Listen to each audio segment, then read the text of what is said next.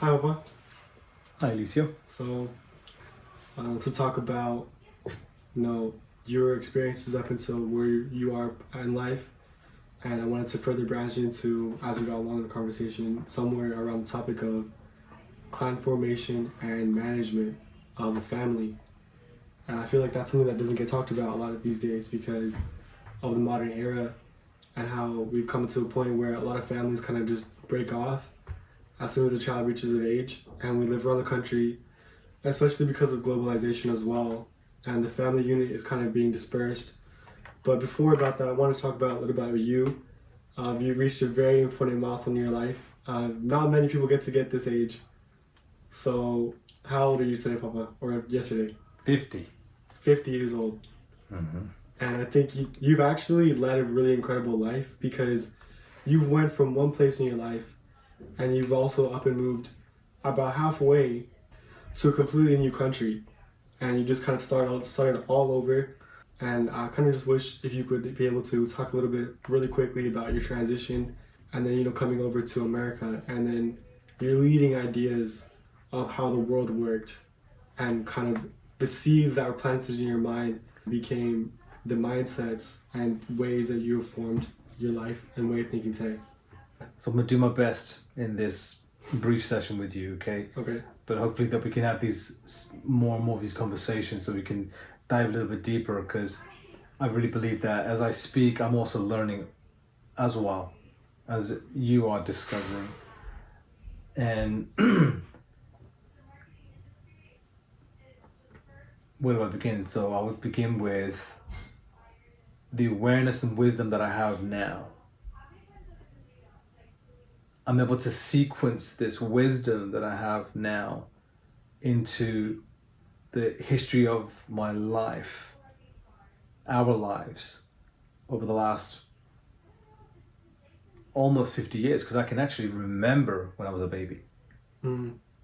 I remember certain things, and when I talk to my mom, my mom will say, oh yeah, you were 1 or 2 years old when that happened. I'd remember little tiny things from my childhood.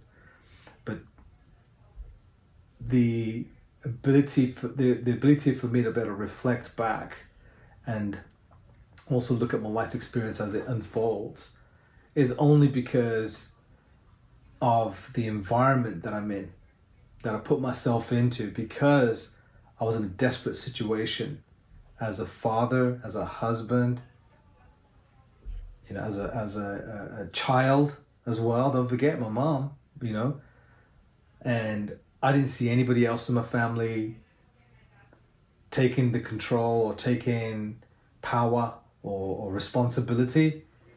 And because I could see that dangerous situation unfold in my early 20s, I jumped in and took that with whatever life experience that I had. And it was messy, really messy. I didn't know what I was doing, so I was learning on the fly. Luckily, the jobs that I worked at, there were mentor or father figures at those jobs that I worked in. I wish I could meet them today and thank them for helping shape my life. Mm. But all the way from a guy I first met in the UK, his name was Ernie. He was a mentor to me back then as a kid. He helped me, come into my own. I was only 17 or 18 years old. To one of my best pals in the UK, Richie. When I met him, I was 16 when I met him. And I was a very quiet kid. If you ask him, when you meet him in England, you can ask him. I was a very quiet, shy, introverted child. And at the time, because the way my dad had kept us locked up basically as children. We couldn't leave the house. We had to be, it was a very strict upbringing. My dad tried to protect us from outside. In Punjabi, he says, "Inu ka butrak," right? Mm. To my mom, keep him in control. That's what my dad would say in English. Mm-hmm. Keep him in control. Don't let him out. Don't let him go anywhere. That's kind of like, so what that is today, as far as this fast forward, what that is today in wisdom, that's called arrested development. Mm. I didn't have what's called street savviness. I didn't have what's called street smarts. We grew up in the ghetto. Roughest part of Northampton, one of the roughest parts of Northampton. I bet there's other rough parts, but one of the roughest parts of Northampton, England, called the London Overflow. It was lumber tubs, okay, and it was my dad and mum didn't know, but dad didn't really know much either, because my dad being ambitious but also not very smart with money, with his emotions. My dad had zero. My dad still has zero emotional intelligence, and so his decisions were based on impulse. His decisions were based on anger. His decisions were reckless, and so he never really focused on developing himself mentally, because his associations, his circle of the surroundings, the environment was that of the lower echelon of society. Now, to label it as such, it may be offensive to people to call it a lower echelon society, but whenever you get an emotional rage within you, like about something, you identify with it. That's really you. That's why you get pissed off, right? And I'm kind of rambling, but I don't mean to. But I want to try and get on track with your conversation as to how I got to be 50 and why I think the way I think. Actually, I think you mentioned something I wanted to actually talk about a little further, was that you had a lot of people that were around you that were father figures. And I know one of the conversations that we had a couple of times was that modern day people, like especially men, because of globalization and the increased cheapness of attention, and the speed at which information travels and how we can get everything so fast, right? A lot of people are growing up without direct father figures. We don't go to the pub and talk to a lot of men, and so you were able to have that. And I just wanted to ask you, what do you think about the importance of having that many father figures around you and that many male guides? That's a great question. There's this we're in a crazy time. It's the 2023, so I don't know when this will be played back, right? But right now, there's this whole wave of information that's coming out across the world, and it's really there to bring back power to men. But if we go back to ancient history of being a man, for us to survive and thrive, stories were told, shared around the fire in the village to the younger generation by the elders of the village. And the stories were then implanted in the young men's mind, even the women that gather around the fire, young men's mind, as to how to really navigate and survive this world. See, stories are easy to remember because you have it was good at the very beginning, it was really rough in the middle, and they made this amazing breakthrough. That's the pattern of a story. Yeah. And you see it in old movies, you see it everywhere. And so I really believe that the best transfer of wisdom comes from really good storytellers, and that's something I want to work on, is becoming a very good storyteller. But we've lost our way over the centuries because of the Industrial Revolution happened. That happened, and I'm on the tail end. My generation X, is on the tail end of the Industrial Revolution. Where I seen it end. I experienced it ending at the prime of my life when you kids were born. And I did not know how to pivot and change. I knew I had to change because the world had changed completely. We're talking the early 2000s. But I didn't know. I was in my late 20s. Think about it, right? With a lower British middle class environment. My high school teachers said, you're never going to make it, you're never going to become successful. Where I excelled at, I really felt free and I felt good about myself. Where I sucked at, I wanted to distance myself away from it, right? Obviously, it's painful. But life changed so quickly that when you start to become responsible in your life, you have children, you're married, you have children, mortgage, car payments, or whatever, you got these bills now. Being able to make shifts and be able to adapt to the changing environment becomes extremely difficult. Imagine carrying lots of luggage and bags and weight on your shoulder, and you now have to carry that as a man. That's your responsibility, by the way. That's your duty, right? As a man, that's you doing man stuff, right? Yeah. You now have to see the world as well and carry it and make those shifts and changes without dropping anything. And when you do drop, that's when, you know, the wife looks at you, says you're a failure, and she leaves your ass. The kids look at you because you're drunk, because you're trying to escape reality right now. You're in so much pain and suffering because you're not being acknowledged for the struggle you're going through as a man. So the kids then start talking shit to you, you know, they start talking back to you, their dad's a dumbass, blah, blah, blah. The dad then goes deeper and deeper and deeper into depression, or men goes deeper and deeper and deeper into depression and become lost causes. Yeah. You know what I mean? So why I talk to you boys the way I talk to you boys is to prevent that. Yeah. It's to prevent that from happening. Why I talk about clan mentality, right? And bringing back clan mentality is because that is what worked for centuries. What broke it apart were institutions that we cannot control. They're invisible forces at play. And obviously they're very powerful institutions that want to influence the way we behave. Yeah. There was a thing that came out in BlackRock, an article saying, hey, we want to make sure that we are the ones in control of how society thinks. Something along those lines, not verbatim, but something along those lines. We dictate how people should be thinking. So we're going to make these changes. Yeah. And that's why you got this colorful people coming out and being pushed out as like the way that for people to think. Yeah. It's perverse in my mind. It's really perverse, but empowering men is dangerous too, probably. I don't know. But I really believe when you start as being a man and you start to come into your, like, watch how much attack you get, watch how much adversity you face, I've right? felt that before. So what people like me get, there's in my circle of friends, people like us respect studs. We respect badasses. You know, we respect real men. My whole game plan in life was to make you guys outliers, all you boys outliers. Okay, Malcolm Gladwell wrote this book, and it's an amazing piece of study. This is my opinion today, which could change. Okay, currently I'm in the thought and aha moment about life, in that we're really here on earth to develop spiritually.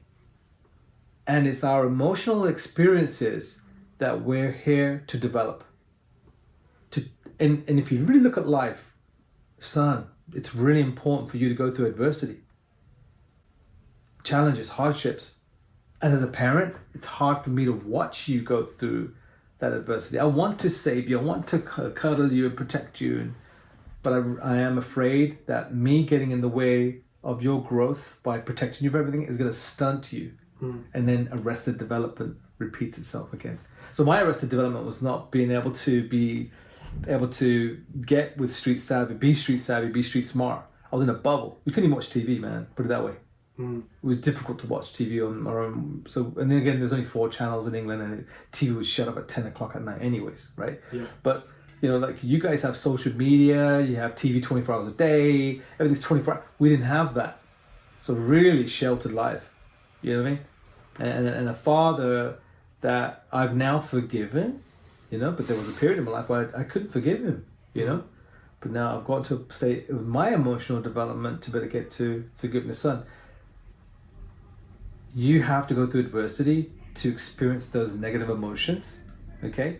And then, if you're a thinking person, I say if you are a thinking person, right? This part is where it can go over your head. You'll miss this if you're not careful, right? That's why people should listen to something 3 times or read something 3 times, because they'll catch it on the 3rd times. Lessons are never taught, they're only caught. Greg Cap, he said that the first time. I heard it and felt it the 3rd time, okay? But when we go through adversity, when we go through a funky situation, we're going to experience that negative emotion, okay? Me and you had a negative experience just a day before going up to Tahoe. I was enraged, man. I was so pissed off at you, okay? But we were rushed to get out of here too at the same time, so I didn't have time to think. The drive there helped me think. This is the important part, son. Thinking. what I'm able to do is reference all of my lessons in my life about developing myself emotionally to become more emotionally intelligent. And I said to myself, "Ooh, Rav, you had a negative emotion. That's a reflection of who you are. You did something wrong. There was something you didn't do. Obviously, you're disappointed from the outcome. You had expectations, but you didn't do something." And I was thinking to myself, when you see someone lose themselves emotionally, that's really a reflection of their reality, not yours. It's a reflection of their reality. Okay. So when I lost my temper, and that was pretty cool, but I still lost it, right? on the way there, I was like, aha, boom. Here's what I could have done better. Here's what I didn't do. I didn't communicate very well to you. I didn't communicate. I kept it verbal. And it was here and there whenever I caught you. What I should have done was officiate it. Email, text message, follow-up email, follow-up text message, those kind of things that we do in business when we set appointments. And I didn't do that with you. So I blame myself. And I consider myself a leader until I'm not, right? Which I will be. I will not be a leader at one time. I want you guys to take responsibility. But until that point, it's my fault that unfolded the way it unfolded. I could have done a better job. I want to bring up something that you just said recently, which I feel like is really important. I want to ask you, how similar do you think we should run our family and our business? Do you think they're one and the same, or do you think we should, there's a little difference between people? Because I know a lot of people, there's a common saying that says we should separate business from family. But I know that there are some other ideas that, we really got to shift that idea. Yeah. Okay. So what have you heard me say about that? From my experience, I know you've said that, our family and the business are one and the same. One and the same. So a successful or it's a failure. And a failed family is one that's disintegrated, fell apart, distant. It's one that doesn't communicate with each other. It's one that's not forgiven one another.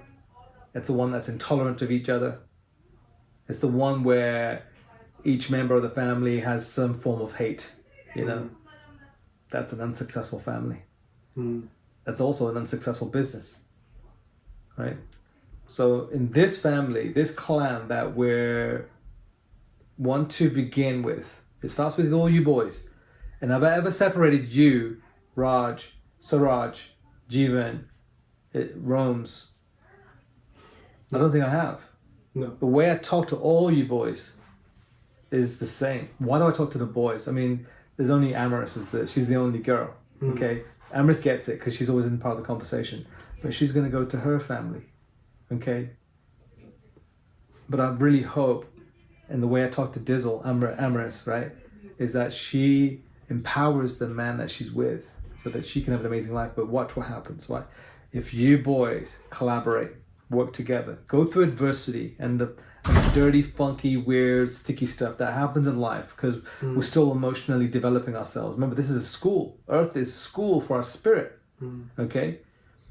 You guys will emotionally develop yourself, and as you get more emotionally intelligent, naturally your temporal experience, Earth is temporal, it's material. The temporal experience will be grander. Your spiritual experience will be something on another level that I don't know what looks like yet. This is what meaty beady means. Meaty is, I don't know what that is in Punjabi, but I know in English it's temporal and spiritual balance. They both have to be in harmony. You know what I mean? Yeah. So all you boys need to develop each other's emotional intelligence and be thinking people, thinking young men. But here's what's crazy part, listen. If you don't do nothing while you're young, if you don't do anything like challenging, tough, you'll have no stories to share when you get older. That's one of the biggest things I've had to realize. You'll be a nobody. In my 19, 18. But us men, that's what we're designed for. We're designed to do the most uncomfortable things that women can't do. Pansy ass men can't do. I'll say it right now. Pansy ass men, they're out there, dude. They want to escape responsibility. You know, they're plain scared. Like, what have been the roles of men historically? Hunter, warrior, slave, shit. You know, that really, really tough stuff, And, right? I think you mentioned one time the glory of dying in battle, Yeah. and how as a man your values derive from how useful you are to other people. I like that. You being useful. So I just finished watching the Arnold documentary on the weekend trip that we had to Tahoe. I just finished the whole thing. Yeah. His dad told him, no matter where you are, be useful. And I'll tell you this, whenever our self-esteem goes down, which happens, if you're thinking, when your self-esteem goes down and you're a thinking person, okay, you know what to do, you know how to fix it. Oh shit, my self-esteem's going down. Be useful. Now you know how to fix yourself. Yeah. But most people aren't thinking because they're not realizing that they're developing themselves emotionally. It hasn't clicked that they're in emotional development school for life. Yeah. I think Your graduation's the day you die, basically, right? Or if you haven't, you know, most men commit suicide, right? Yeah. Okay, so most men commit suicide because the emotional intensity is so much. It's overcome them. It's overcome everything that they want to shut down. Yeah. And I think what you And said try is and hit the really key. reboot button through reincarnation. I don't know. Yeah. And what you said is really key Yeah. as well. For men need to feel useful. Yeah. To overcome that sad feelings. Yeah. And to boost our self-esteem and what we think of ourselves. Yeah. And in the modern age, a lot of us, we've lost our tribal instincts, our tribal purpose, our historic purpose, you know, how to gather. Yeah. So we've removed the purpose of the human male, made them even more indispensable. Now to compete, we must become extremely skilled in a certain subject. Right. You can't just be born and go hunt. And we've also removed the idea that we had to be useful and replaced it with prescription drugs, things like the LGBT, whatever, you know, like being like more accepting of having those sad feelings. But you know, some of the roles of the male you were telling me were actually to be very stoic in your feelings, have emotional intelligence like you just mentioned. And I also want to go back to the Punjabi community earlier, as you said, like we were talking about family dynamics. And that's something I've seen a lot in the Punjabi community a lot. We're either really well put together or a lot of us are really torn apart. You know, I just wanted to ask you, what do you think some of the causes of that would be? That's a great point. I love that. And I may forget some parts because I'd like to dive deeper on this again. I really believe that happens, that when we fall apart, it's really because there's no leadership. There's no one that's taken the responsibility to lead. Now, being in that position of leadership, son, it is not easy. It is extremely hard. It draws so much out of you, patience-wise, thinking-wise, strategic-wise, that I don't think. That's why average people can't be leaders. You know what I mean? And leadership requires development, constant, never-ending development. Just that in itself, that's why people can't take on the role of leadership. Okay? It's mismanagement. If you see families fall apart. I love this saying, and I never want you guys to forget this. It's like almost like a thing to think about. If you see something fall apart, not work out, it's mismanagement. So I say what you manage grows, what you don't goes. You don't manage your health, it's gone. You don't manage your time, you wasted it. You don't manage your money, gone. Right? Oh, You don't manage your relationships, gone. yeah. Right? And I learned this being part of the financial services company, and it's being a principal in his family as well. Faith, family, finances, fitness, and fun, in that order. I like that order. Faith has to come first. If you don't manage your faith, what is faith? That means you believe in a divine, higher power. It's not even belief. You know it to be true. You know that that's your foundation. That's your baseline. If you've not managed your relationship daily with the higher power, you're going to be lost. And now instead of worshiping a higher power, you're worshiping this realm, temporal things. Like What is temporal? Material. You start worshiping people, worshiping things, celebrities, cars. Yeah, you start to. I love what. Oh my gosh, it's the British guy. I forget him, but he said you start worshiping the profane. You know, so you become addicted to maybe even drugs, porn, things like alcohol. I even get reminiscence of your point, Yeah. not to interrupt you, from the book Outwitting the Devil. Oh, it okay. coincides with that. Yep. Because the absence of working on yourself or something that matters to you, your idle time is really working for the nether region's force. Yeah. And that's crazy how that ties together. Yeah. People don't realize that there's a temporal spiritual balance that they have to maintain. That's why I talked to Roman about watching his TV, and I do that TV. Yeah. I'm almost all about like, dude, you're not in alignment with a higher power, because that's where your guidance comes from. Your true guidance comes from there. If you make that connection, the class I took, which was the Master Key Experience, and I recommend every one of you kids take it. As long as he's alive and teaching it, he's old now, right? Mark Januski, he's getting up there, but he's still got a lot of energy, right? As long as he's teaching it, take the course, and take that course deadly seriously. Like verbatim, do everything. Everything. Your life will completely be transformed. Son, your leadership abilities will then be so much more profound. And as long as you boys start to develop each other constantly, developing, coaching, mentoring, learning, growing, constantly. It's never going to end, by the way. You guys work with one another, develop one another, right? You guys can build an empire. That's clan mentality. Now, all you got to realize, as harsh and painful as it is, if you do not contribute, you do not matter. That's everyone's default setting.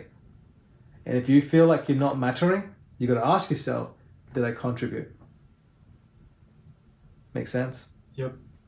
All you boys will own nothing temporal, but you'll control everything.